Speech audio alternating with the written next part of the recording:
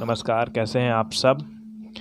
चलिए, तो हमारा जो चैप्टर चल रही है 12th बायोलॉजी चैप्टर 14 अध्याय 14 इकाई कह सकते हैं आपके हिसाब से, है ना।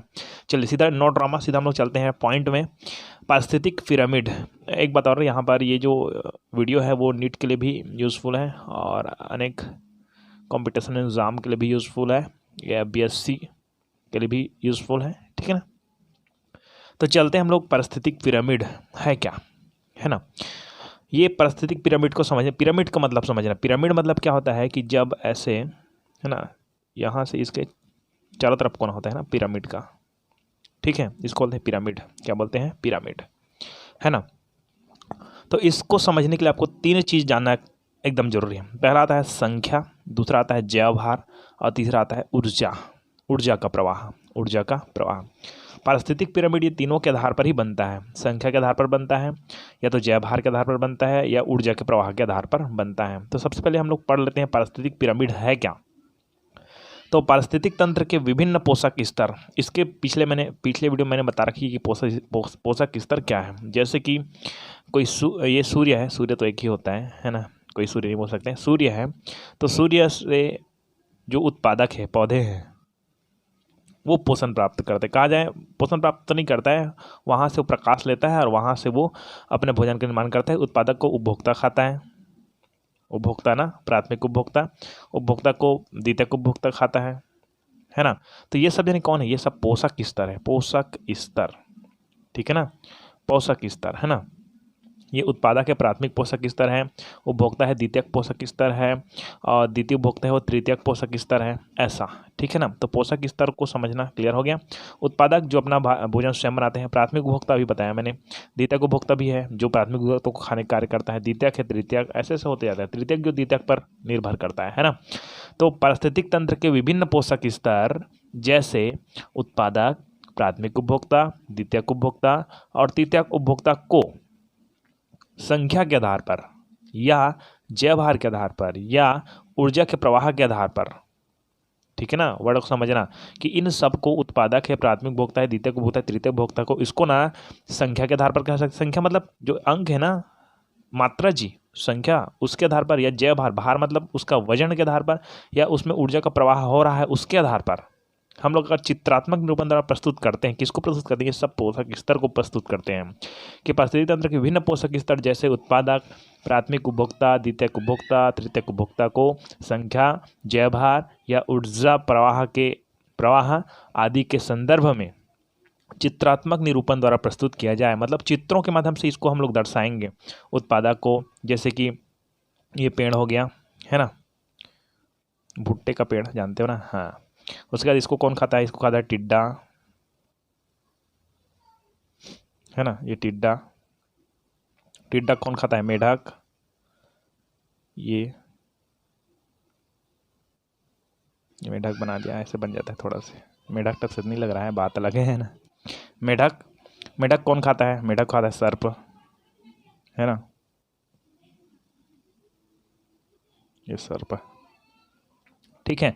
तब क्या हो रहा है, आपको क्लियर कर देते हैं कि ये हो गया प्राथमिक उपभोक्ता,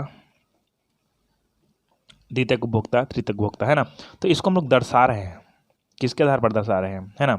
इसको हम लोग संख्या के आधार पर भी दर्शा सकते हैं, जैवभार के आधार पर भी दर्शा सकते हैं, ऊर्जा के प्रवाह के आधार पर भी दर्शा सकते हैं, ठीक है ना। अब चित्रात्मक निरूपण द्वारा प्रस्तुत करते हैं तो कैसे करते हैं, देखिए, ये मैंने बना दी पिरामिड। क्या बना दी मैंने? पिरामिड। अब इस पिरामिड में उसी को दर्शाना है। किसको दर्शाना है? प्राथमिक उपभोक्ता, द्वितीयक उपभोक्ता, तृतीयक उपभोक्ता, जितने भी है ना, ठीक है, इन सबको दर्शाना है। जैसे कि हमारे पास प्राथमिक उपभोक्ता में पेड़ है, ये पेड़ को ऐसे दर्शा देते हैं, ठीक। द्वितीयक उपभोक्ता में पेड़ को खाने वाले जो टिड्डे हैं वो, उनको खाने वाले, या तो दूसरे में पेड़ पौधे खाने वाले बकरी भी है, बकरी, इसमें चित्र बनाया है ना, मैं नाम बस लिख रहा हूँ, ठीक है ना। बकरी कौन खाता है? शेर, ठीक है ना। तो ये पिरामिड के अंदर ही हम लोग बना रहे हैं सबको। किसको? प्राथमिक उपभोक्ता, द्वितीयक उपभोक्ता, और दर्शा रहे हैं कि इनकी संख्या भी ज़्यादा है। मैं अलग अलग दर्शाऊंगा अभी ना, संख्या के आधार पर अलग पिरामिड बनाऊंगा, जैवभार के आधार पर अलग पिरामिड बनाऊंगा, और ऊर्जा के आधार पर भी अलग पिरामिड बनाऊंगा, ठीक है ना। तो तीनों के आधार पर बनाएंगे। तो अभी केवल इतना समझिए कि इसको संख्या के आधार पर भी हम लोग चित्रात्मक निरूपण द्वारा प्रस्तुत कर सकते हैं कि कैसे, कि इनकी संख्या कम है, इनकी संख्या ज़्यादा है, या तो इनकी संख्या ज़्यादा है, इनकी संख्या इससे कम है, इनकी संख्या इससे कम। जैसे कि पेड़ की संख्या बहुत ज़्यादा है तो उससे कम संख्या किसकी, बकरी की है। तो बकरी से और कम संख्या कितनी है, शेर की। तो संख्या के आधार पर दर्शा रहे हैं ना, ठीक। अब भार के आधार पर देखेंगे तो पेड़ों की भार बहुत ज़्यादा है, उसका उससे कम भार बकरियों का, क्योंकि बकरियों की संख्या ज़्यादा है किसकी अपेक्षा, शेर की अपेक्षा। पेड़ का सबसे ज़्यादा भार है, उसका बकरी की भार पेड़ के भार के कम है। और बकरियों के भार से शेरों के भार क्या है, कम है, क्योंकि शेर की संख्या कम है। अब बकरी और शेर को तौल मत देना, ठीक है ना, क्योंकि शेर का भार ज़्यादा होता है, ठीक है ना। बकरी की संख्या बहुत ज़्यादा है तो उसका भार भी ज़्यादा रहेगा, और शेरों की संख्या कम है तो उसका भार कम। तो भार के आधार पर भी चित्रात्मक निरूपण द्वारा प्रस्तुत कर रहे हैं। और ऊर्जा का प्रवाह देखें तो इसका ऊर्जा उसमें जाता है ना, बकरी में बकरी की ऊर्जा शेर में जाता है, तो शेर ऊर्जा के आधार पर भी हम लोग इसी को चित्रात्मक निरूपण द्वारा प्रस्तुत कर रहे हैं, बस यही तो है।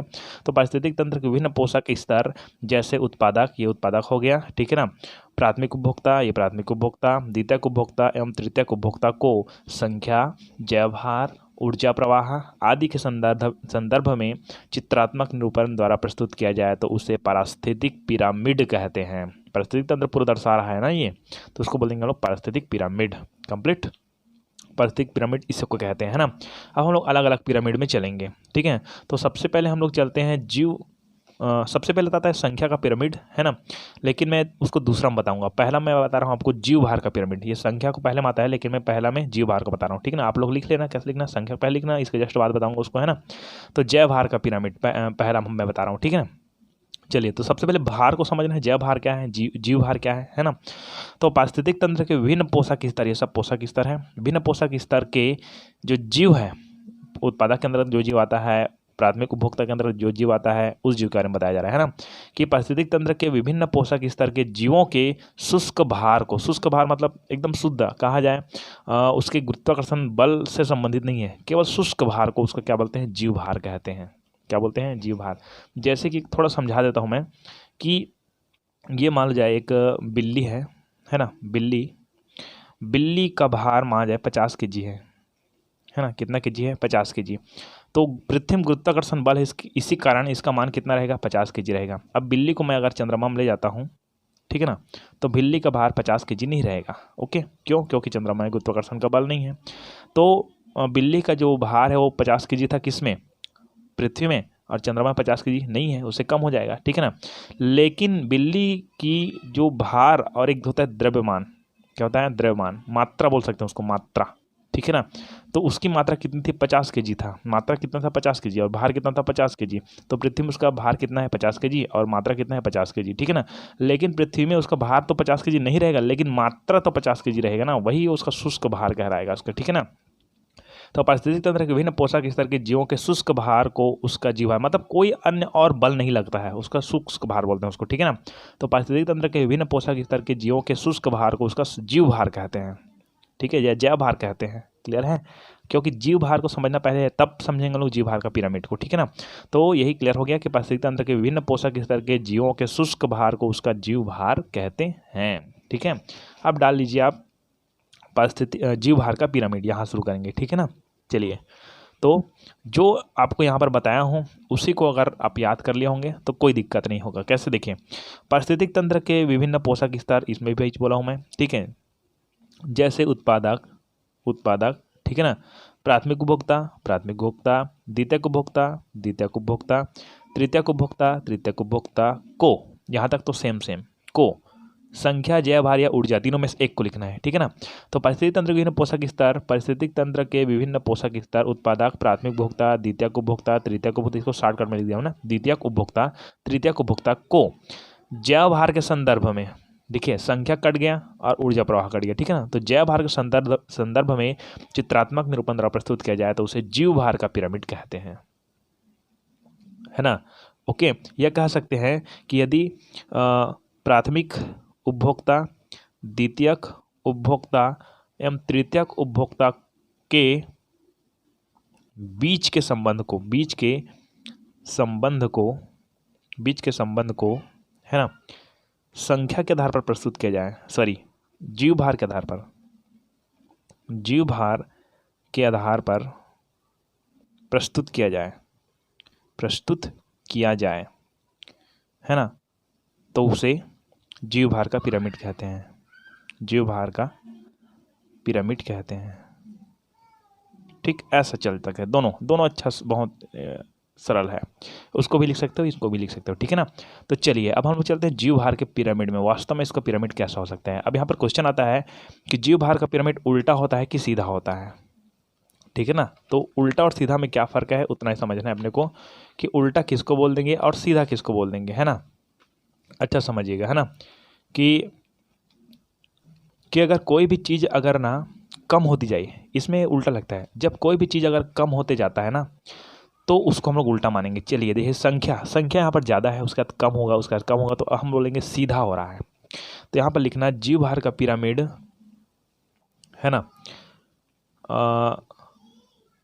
उल्टा व सीधा दोनों होता है। यहाँ पर लिख देता हूँ मैं जीवभार, यहाँ आप लोग लिख लेना, मैं बता दिया हूँ, उल्टा व सीधा दोनों होता है। चलो मैं उल्टा और सीधा दोनों परिस्थिति तंत्र को समझाने का कोशिश करता हूँ, ठीक है ना। चलिए सबसे पहले हम लोग चलते हैं घास पारिस्थितिक तंत्र में। घास पारिस्थितिक तंत्र, चलो तो घास पारिस्थितिक तंत्र में चलते हैं हम लोग।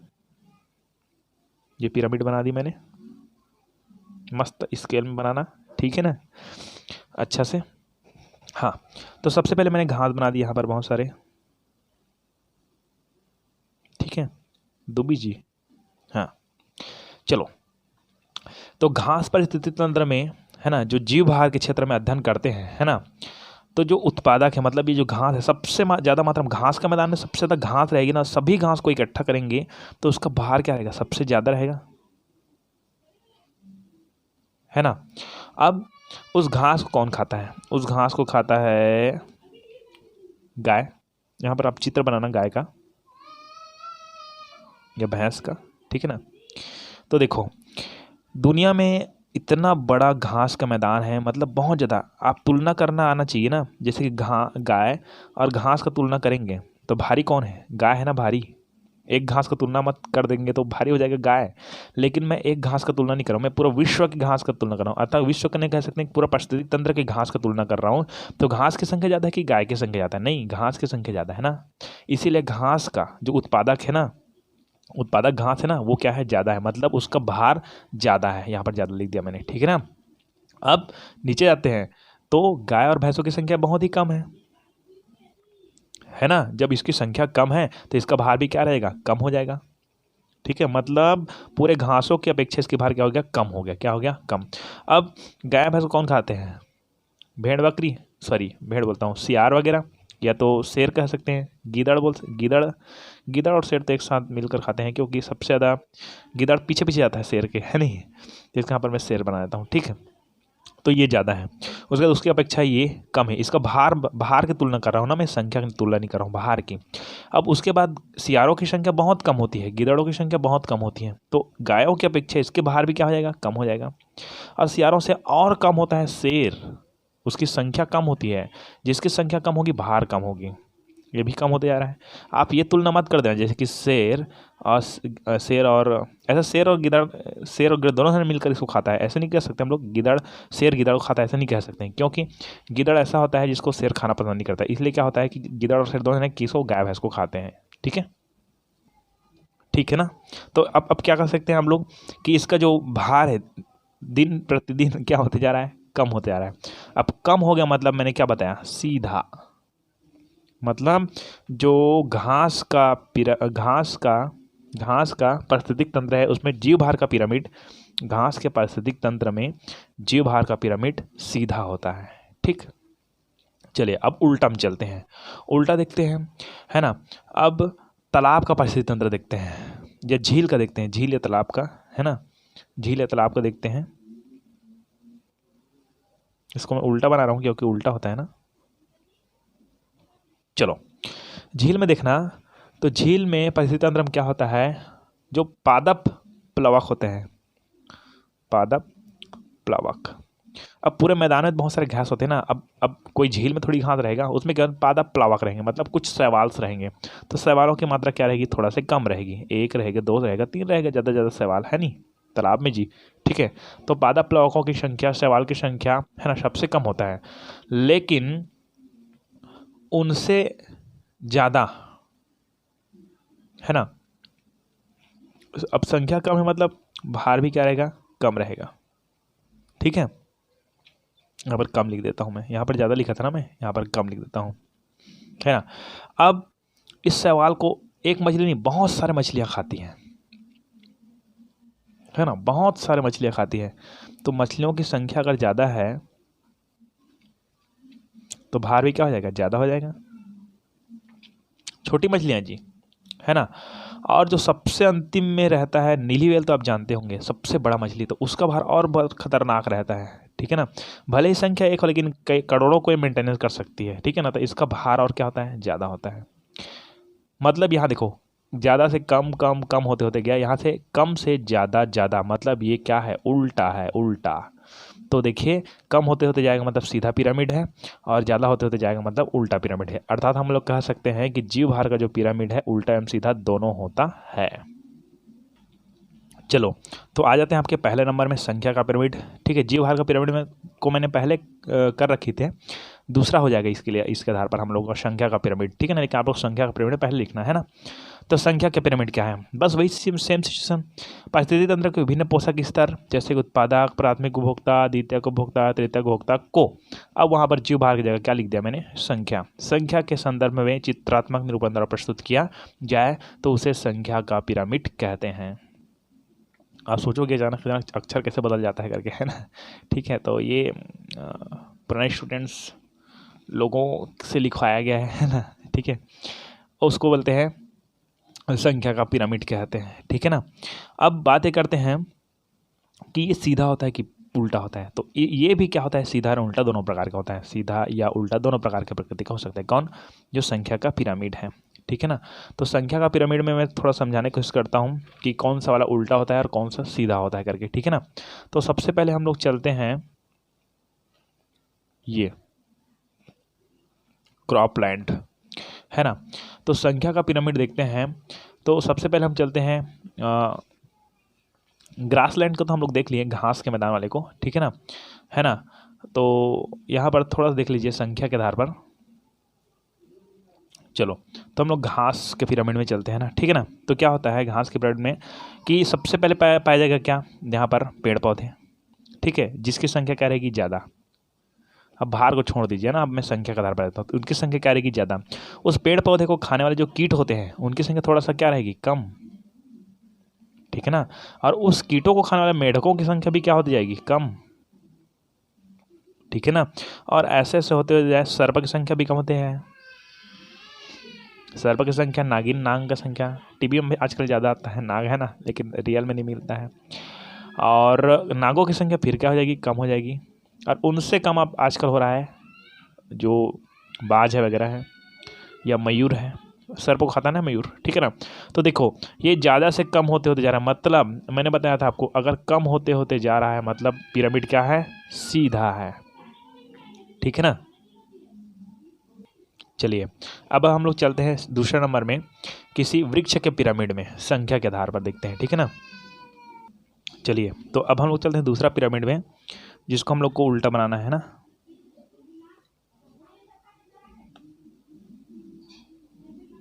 जी ठीक, तो सबसे पहले हम चलते हैं उल्टा पिरामिड में। पहले बनाए थे हम लोग वृक्ष। चलिए, संख्या के आधार पर ना ज़्यादा से कम होते होते गया ना, कौन से वाले में, घास वाले में। ठीक है ना, ग्रासलैंड कहते हैं, या परिस्थिति तंत्र में तालाब, परिस्थिति तंत्र में भी बनता है, लेकिन तालाब में मैंने नहीं बताई। तो यहाँ एक ही पेड़ का बता रहा हूँ, पूरे घास वाले की बात नहीं कर रहे, पूरा विश्व के पेड़ के बारे में बात करें, केवल एक पेड़ के बारे में बात कर रहे हैं। तो पेड़ की संख्या मान जाए एक है, तो एक पेड़ में एक ही पक्षी रहता है क्या, हजारों पक्षी रहेंगे ना। तो पक्षियों की संख्या क्या रहेगी, ज़्यादा रहेगी। ठीक है, पक्षियों की संख्या क्या रहेगी, ज़्यादा रहेगी। ठीक है ना, ये कौन सी चिड़िया बन रहा है मेरे को समझ नहीं आ रहा, लेकिन चिड़िया है ना, ये मिट्ठू है क्या, कौन चिड़िया बोलेंगे पता नहीं, चल छोड़ो, है ना।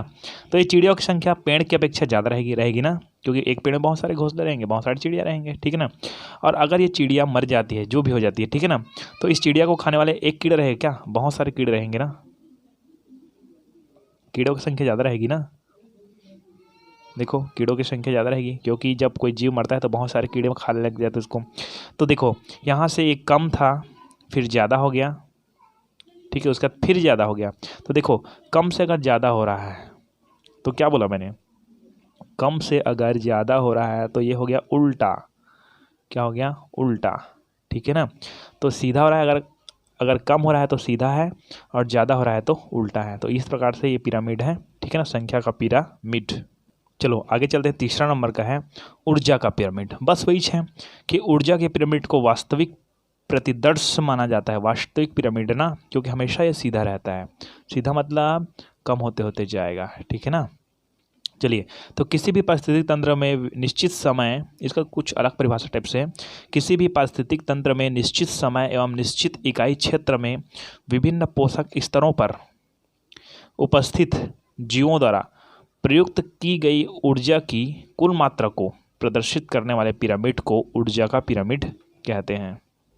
ठीक है ना, या उस परितंत्र के ऊर्जा का पिरामिड कहते हैं, या उसी को लिखोगे तो वो भी चल जाएगा। कैसा, किसी परिस्थिति तंत्र के विभिन्न पोषक स्तर प्राथमिक उपभोक्ता, द्वितीयक उपभोक्ता और तृतीयक उपभोक्ता को, है ना, किसके आधार पर, ऊर्जा के आधार पर चित्रात्मक निरूपण द्वारा प्रस्तुत किया जाए तो उसे ऊर्जा का पिरामिड कहते हैं। लेकिन यहाँ पर कुछ सिस्टमैटिक होता है ना, किसी भी पारिस्थितिक तंत्र में निश्चित समय एवं निश्चित इकाई क्षेत्र में विभिन्न पोषक स्तरों पर उपस्थित जीवों द्वारा प्रयुक्त की गई ऊर्जा की कुल मात्रा को प्रदर्शित करने वाले पिरामिड को उस परिस्थितिक तंत्र का ऊर्जा का पिरामिड कहते हैं।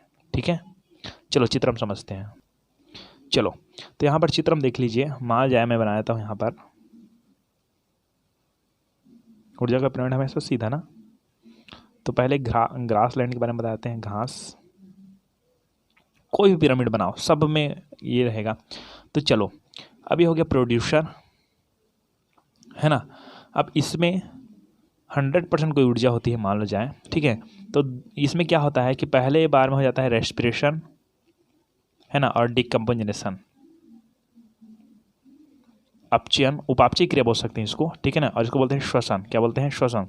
तो श्वसन और उपचापचय की, इसको एक तरफ लिखता हूँ जी, एक तो रेस्पिरेशन इस तरफ डिकम्पोजिशन।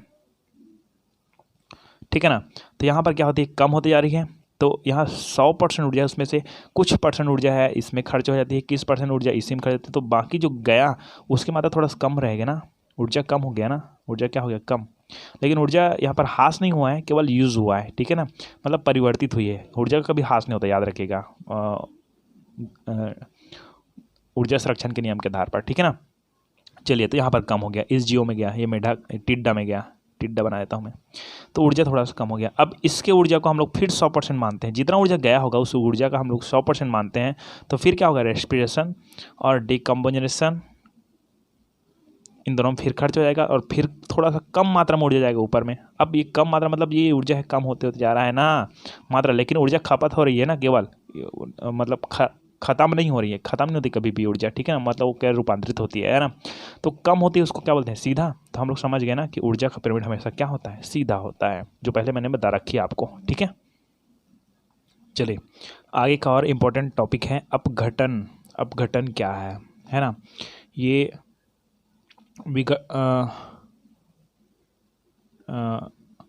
विघटन, है ना।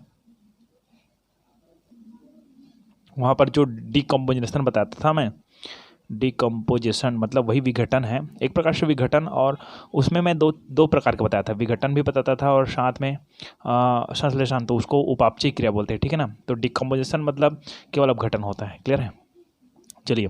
तो डेंड्रिटस क्या है, डेंड्रिटस क्या है, तो अपघटन की प्रक्रिया को समझने के लिए, है ना, सॉरी, सबसे पहले हम लोग पढ़ना है अपघटन। क्या पढ़ना है, अपघटन। तो अपघटन की प्रक्रिया को समझने के लिए पहले एक चीज़ जानना जरूरी है कि दो चीज़ की, डेंड्रिटस क्या है और अपघटक क्या है। अपघटक वे है जो अपघटन कार्य करता है, ठीक है ना, और डेंड्रिटस वे है जिनका अपघटन होता है। मतलब कोई जीव मर जाता है या मृत हो जाती है तो उसके मृत शरीर को, या कहा जाए किसी पादप के मृत शरीर को, है ना, जिस पर ना अपघटन की क्रिया होगी उसको हम लोग बोलेंगे डेंड्रिटस। ठीक है, या हम लोग बोलते हैं अपघट्य बोलेंगे उसको। ठीक है, चलो तो चलते हैं हम लोग अपघटन में। तो सूक्ष्म जीवों के द्वारा, है ना, सूक्ष्म जीवों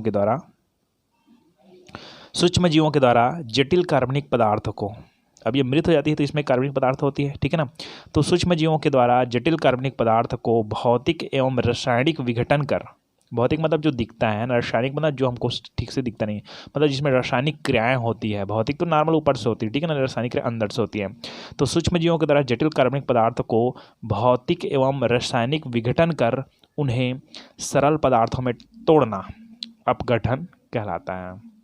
मतलब सीधी सी बात है, जो मृत शरीर को गलाने की कोशिश किया जाता है, घटाने, उसको सरल पदार्थों में तोड़ने की कोशिश की जाती है, उसको हम लोग बोलते हैं अपघटन। क्या बोलते हैं? अपघटन। क्लियर है? अपघटन को दूसरा तरीका तौर पर परिभाषित करते हैं, जो अपघटक है, यहाँ पर अल्पविराम डालना क्योंकि रुकना है ना, स्टेशन में रुकना ही पड़ता है। तो अपघटक, अपघटक मैंने बताया ना किसको बोलते हैं। अपघटक जटिल कार्बनिक पदार्थों को, है ना, अकार्बनिक तत्व जैसे जल, पोषक पदार्थ CO2 में खंडित करने में सहायता करते हैं। कौन? अपघटक। अपघटक वह जटिल कार्बनिक पदार्थों को अकार्बनिक पदार्थ में जैसे जल, पोषक पदार्थ आदि में खंडित करने की सहायता करते हैं और यह प्रक्रिया अपघटन कहलाती है। बस दोनों परिभाषा एक लिख लीजिए, कंप्लीट, है ना। आगे हम लोग चलते हैं अपघटन की प्रक्रिया। अपघटन की प्रक्रिया, तो अपघटन की प्रक्रिया का 3 पॉइंट में बताऊंगा मैं, है ना। लेकिन आपको पहले डेंड्रिटस जानना जरूरी है, जो मैंने अभी बता रखी थी कि अपघटन की प्रक्रिया जिस मृत पादप या प्राणी के अवशेष पर होती है उसे अपघट्य पदार्थ या डेंड्रिटस कहते हैं, ठीक है ना। और अपघटन की प्रक्रिया निम्नलिखित चरणों में पहले पहला आता है आपका विखंडन, जिसको हम लोग खंडन भी कह सकते हैं, है ना, इसको विखंडन भी कहते हैं ना। तो यहाँ पर आप पूरा लिखोगे डेंड्रिटस, है ना, डेंड्रिटस का डेंड्रिटस, इसको मैं डेंड्रिटस लिखता हूँ बार बार, लेकिन डेंड्रिटस है, ठीक ना, डेंड्रिटस का विखंडन, ये दोनों प्रक्रिया कर सकते हैं। खंडन मतलब डेंड्रिटस या ड लिखता हूँ मैं, ट्रा है वो, ठीक है, डेंड्रिटस का विखंडन, है ना, ठीक है। और दूसरा पॉइंट आ जाएगा आपका लीचिंग, जिसको हम लोग निक्षालन कहते हैं, निक्षालन, जिसको हम लोग बोलते हैं लीचिंग। और तीसरा आ जाएगा आपका अपचयन, अपचयन को हम लोग बोलते हैं कैटाबॉलिज्म, है ना। तो इस तीनों टॉपिक पर हम लोग चर्चा करते हैं, ठीक है। चलिए, तो पहला पॉइंट चलते हैं, डेंड्रिटस का विखंडन, है ना। विखंडन मतलब तोड़ना, सीधी बात है ना। तो देखिए, अपघटक जीव जो अपघटन कार्य करते हैं उसको अपघटक जीव कहते हैं, है ना। तो अपघटक जीव सूक्ष्म जीव जैसे कि ना अपघट्य पदार्थों का भक्षण करते हैं, मतलब खाते हैं, सीधी बात है ना, जिसके फलस्वरूप ये छोटे छोटे खंडों में विभक्त हो जाते हैं। साथ ही साथ सूक्ष्म जीवों के आहार नाल से गुजरने के कारण अपघट्य पदार्थ मुलायम हो जाते हैं। सीधी बात यह है कि हम लोग वो खाद नहीं बनाते हैं, केचुआ खाद, तो केचुआ, ये केचुआ से लंबा होता है, तो केचुआ खाद उस मिट्टी को खाता है या जो अपघट्य पदार्थ है उसको खाता है और क्या करता है, फिर वापस निकालता है ना, ठीक है ना। तो वो क्या होता है, मुलायम हो जाता है। इसी तरह से ये बोला जा रहा है कि अपघट्य पदार्थों का भक्षण करते हैं कौन? सूक्ष्म जीव, है ना, या अपघट्य जीव है, वो अपघट्य पदार्थों का भक्षण करते हैं, जिसके फलस्वरूप ये छोटे छोटे खंडों में विभक्त हो जाते हैं। मतलब उसको तोड़कर ही खाएगा ना, कि पूरा पूरा खा देगा, है नहीं, तोड़ तोड़ के खाएगा, मतलब इसे छोटे छोटे भागों में टूटता जाएगा, ठीक है ना। साथ ही साथ सूक्ष्म जीवों के आहार नाल से गुजरने के कारण ये अपघट्य पदार्थ मुलायम हो जाते हैं, ठीक है ना। अब मुलायम हो जाते हैं मतलब एक प्रकार से अच्छा से खाद बन सकता है, ठीक है ना। अपघटन की प्रक्रिया और ही ज़्यादा सरल हो सकती है, ठीक है। दूसरा हम चलते हैं लीचिंग में चलते हैं।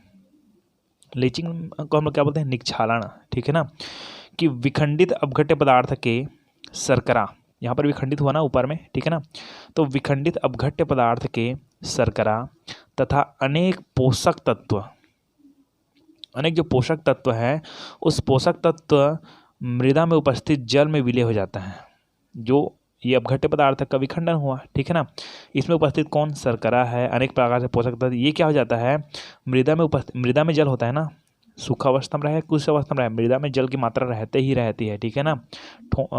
इसको याद रखिएगा कि केवल मृदा सूखा है तभी जल की मात्रा रहती है, ऐसा नहीं। मृदा अगर गीला है तो भी जल की मात्रा रहेगी, ऐसा नहीं। मृदा अगर सूखा है ना तो उसमें भी जल की क्रिस्टलीय अणु रहते हैं, ठीक है ना।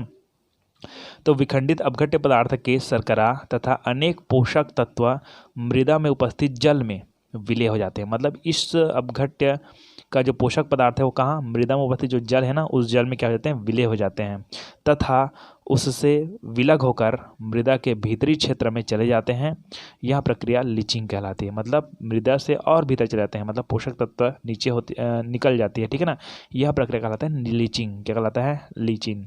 अब मेन प्रक्रिया आता है अपचयन। क्या है, अपचयन कैसे होता है, ठीक है ना, ध्यान से देखिए, है ना, कि यह प्रक्रिया अपघट्य जीवों जैसे जीवाणु तथा कवक की सक्रियता से संभव होती है ना। अपघटक डेंड्रिटस के अपचयन के लिए बहिकोशिकीय एंजाइम का स्त्रावण करते हैं। बहिर्कोशिकीय एंजाइम मतलब जो अपघटक है ना, वो जो डेंड्रिटस है, अभी हमने डेंड्रिटस को विखंडन करने वाली टॉपिक पढ़ी ना, ठीक है। तो अपघटक है वो डेंड्रिटस के अपघटन के लिए, है ना, बहिर्कोशिकीय एंजाइम का स्त्रावण करते हैं, जो कि क्रिया करके डेंड्रिटस घटकों के जटिल यौगिकों को सरल कार्बनिक पदार्थ में परिवर्तित कर देता है। मतलब जो जटिल यौगिक है ना, अब देखिए मैंने विखंडन बताया और लीचिंग बताया, तो ये तो प्रक्रिया हो गई। अब इसी प्रक्रिया को पूरा डिटेल और किया जाता है अलग से अपचयन के आधार पर, ठीक है ना। तो क्या होता है, अपघट्य डेंड्रिटस के अपचयन के लिए बहिकोशिकीय एंजाइम के स्त्रावण करते हैं ना, जो कि क्रिया करके डेंड्रिटस घटकों के जटिल यौगिकों को क्या कर देता है, सरल कार्बनिक पदार्थों में परिवर्तित कर देता है, ठीक है ना। उपयुक्त 3 चरणों के क्रियाशील होने के पश्चात, है ना, ये पहले विखंडन हुआ, उसका लीचिंग हुआ, और लीचिंग के फलस्वरूप और फिर जो अन्य अपघटक है ना, ठीक है, वो अपघटक क्या आते हैं, उस डेंड्रिटस को, ठीक है, जिसके ऊपर कार्य होता है उसको डेंड्रिटस बोलते हैं ना, उस डेंड्रिटस को और क्या करता है, और तोड़ते जाता है, ठीक है ना। अर्थात क्या होता है कि जो अपघटक है वो डेंड्रिटस के अपचयन के लिए बहिर्कोशिकीय एंजाइम को स्त्रावण कर देता है। अब जब एंजाइम निकल जाता है, एंजाइम क्रिया करता है, आप तो जानते हैं एंजाइम क्या है, किसी अभिक्रिया में भाग लेता है लेकिन स्वयं अपरिवर्तित है, तो उसको बोलते हैं एंजाइम, ठीक है ना। स्त्रावन की स्त्रावित करते हैं, जो कि क्रिया करके डेंड्रिटस घटकों के जटिल यौगिकों को सरल अकार्बनिक पदार्थों में परिवर्तित कर देते हैं, ठीक है। उपयुक्त 3 चरणों के क्रियाशील होने के पश्चात बनने वाले, अर्थात जो सरलीकृत हैं, वो डेंड्रिटस जो सरलीकृत हो गए हैं, सरलीकृत हो चुके हैं, वो तोड़ना मतलब लीचिंग किया और तोड़ दिया ना, तो लीचिंग किया और तोड़ना क्या होगा, मतलब वहाँ पर सरलीकृत हो गया है, ठीक है ना। तो सरलीकृत हो चुके डेंड्रिटस गहरे रंग के चूर्णिल पदार्थ, चूर्ण ना, ये चूर्ण बोलते हैं इसको, चूर्ण पाउडर के रूप में बोलते हैं चूर्ण। तो गहरे रंग के चूर्णिल पदार्थ में परिवर्तित हो जाते हैं, जिन्हें ह्यूमस कहते हैं, ठीक है ना, तथा इसके बनने की प्रक्रिया ह्यूमीकरण कहलाती है। इस प्रकार से अपघटन की क्रिया भी संपन्न तथा अपघटन की क्रिया संपन्न हो जाती है, ठीक है ना। यहाँ पर ह्यूमीकरण भी कहलाता है, इसको भी लिख लेना, ठीक है ना। और इसके डिटेल में मैं इसको भी और लिखा रहा हूँ, लेकिन यहाँ पर ये खनिजीकरण है ना, अलग से क्या बन सकता है, आपका एक पॉइंट बन सकता है, लेकिन आपको इसी में ही लिखना है ना इसको, ठीक है ना। कि क्या होता है कि विघटन के क्रम में अनेक अकार्बनिक पदार्थ है, जैसे कि CO2, यहाँ पर CO2 कन्फ्यूजन होता है बहुत जने कि CO2 कार्बनिक पदार्थ, कार्बन है मतलब कार्बनिक पदार्थ है ऐसे बोलेंगे ना, लेकिन ये अकार्बनिक पदार्थ, ठीक है ना। तो विघटन के क्रम में अनेक अकार्बनिक पदार्थ जैसे CO2, H2O, NH4, Ca2+ आदि मृदा में विमुक्त होते हैं, ठीक है ना। तो इन अकार्बनिक पदार्थों का डेंड्रिटस के विघटन के फलस्वरूप मृदा में विमुक्त होने की प्रक्रिया ही क्या कहलाता है, खनिजीकरण कहलाता है, ठीक है ना। यह अपघटन कंप्लीट। और अपघटन का महत्व, अपघटन का थोड़ा सा महत्व है, उस महत्व को आप पढ़ सकते हो, यहाँ पर टॉपिक में लिखा गया है, बुक से 517 में पढ़ लेना है, तो आप भी पढ़ लीजिएगा, ठीक है ना। ओके, तो इस तरह से ये कंप्लीट हमारे पास अपचयन है ना। कल हम लोग चर्चा करेंगे किसके बारे में, कुछ चक्र के बारे में, बहुत सारे चक्र आएंगे। अपघटन की प्रक्रिया भी संपन्न हो गई, तो कुछ चक्र आएंगे जैसे जल चक्र, गैस चक्र, सॉरी चक्र, बहुत सारे चक्र उसको पढ़ेंगे, ठीक है। और कुछ डाउट है तो आप कमेंट कर सकते हैं कमेंट बॉक्स में, ठीक है। नमस्कार, आज क्लास यहीं समाप्त करते हैं।